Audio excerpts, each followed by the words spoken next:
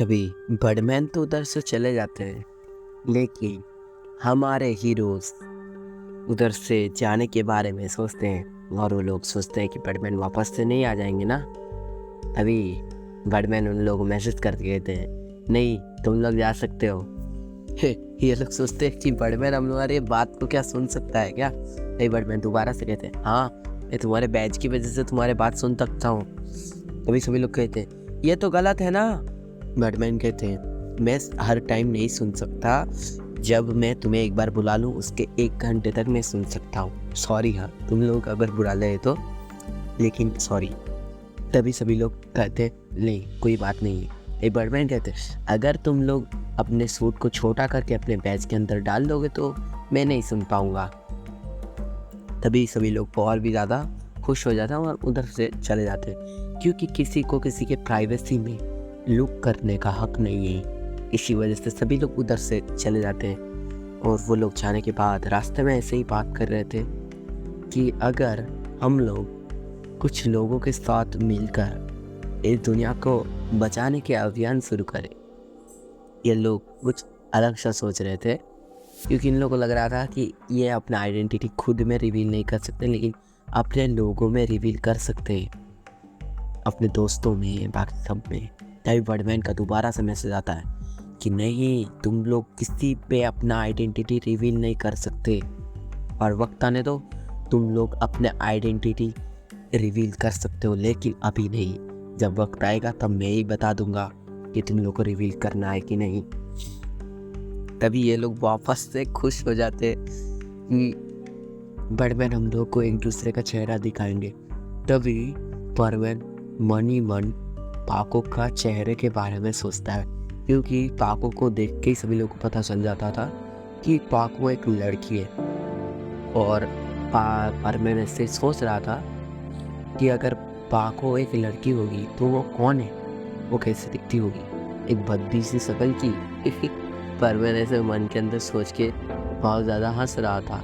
तो पाको भी बर्डमैन का लुक को देखता है। बर्डमैन एक डैशिंग सा, एक कूल लड़का था, जो उसको हाथ पैर देख के पता चलता है कि वो जिम जाता है और बहुत ज़्यादा हार्ड वर्किंग है और बहुत ज़्यादा मेहनती भी है। और उसको देख के पता चलता है कि ये अपने खुद के ऊपर कितना ज़्यादा वक्त देता है।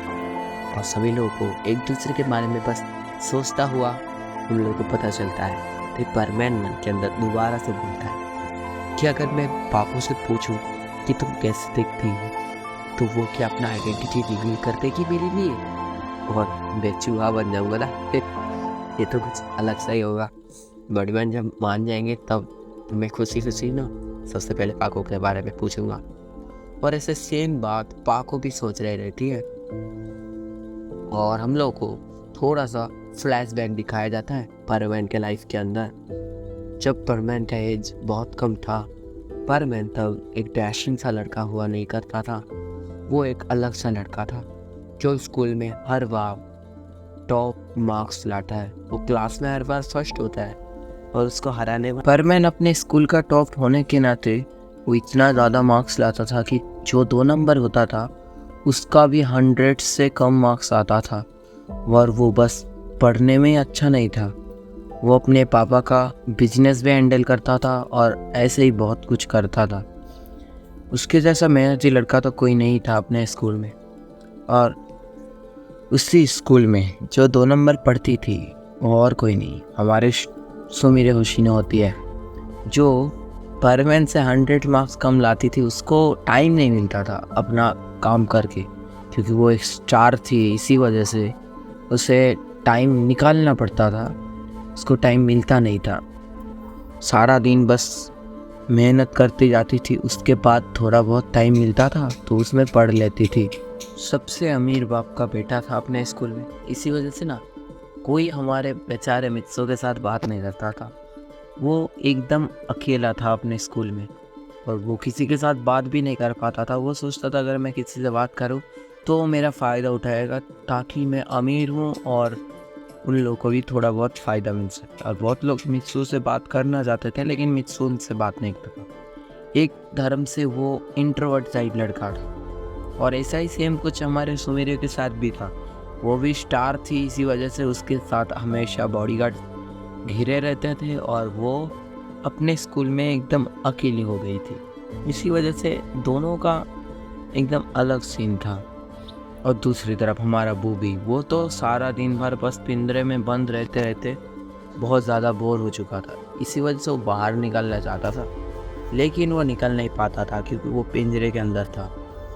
कभी एक दिन हमारे हीरो आते हैं और बूबी को एक नया लाइफ देते हैं। यह लाइफ में बूबी को बहुत अच्छा लग रहा था। वहीं दूसरी तरफ पायान, उसको तो इस सब से कोई मतलब नहीं था, लेकिन उसको इतना बड़ा काम दिया गया और वो एक मैच्योर बंदा था, इसी वजह से उसने इसको हैंडल ओवर किया। और अब सच बताऊं तो उसको मज़ा आता था बहुत ज़्यादा। पायान दिल से इस काम को निभा रहा है और परमैन और पाको और बूबी भी दिल से काम को निभा रहे हैं।